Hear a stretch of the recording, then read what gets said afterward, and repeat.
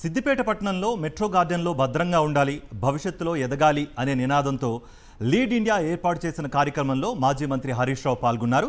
ఈ సందర్భంగా మాట్లాడిన ఓ చిన్నారి తండ్రి చనిపోయిన తర్వాత అమ్మను ఇబ్బంది పెట్టానంటూ కన్నీళ్లు పెట్టుకోవడంతో భావోద్వేగానికి గురయ్యారు హరీష్ రావు. విలపిస్తున్న విద్యార్థినిని అక్కున చేర్చుకుని కన్నీళ్లు తుడిచి ఓదార్చారు మాజీ మంత్రి.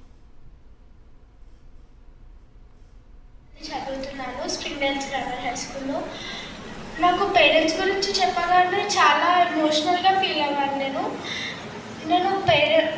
మా మమ్మీ తను నన్ను చాలా బాగా చూసుకుంటుంది. మా పేరెంట్స్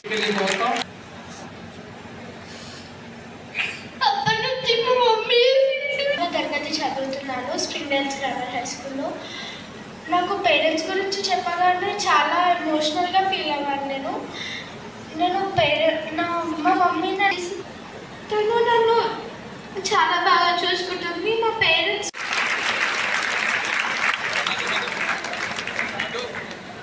అంటే మీరు క్లాప్స్ ఉండాలా, మీ అమ్మ కదా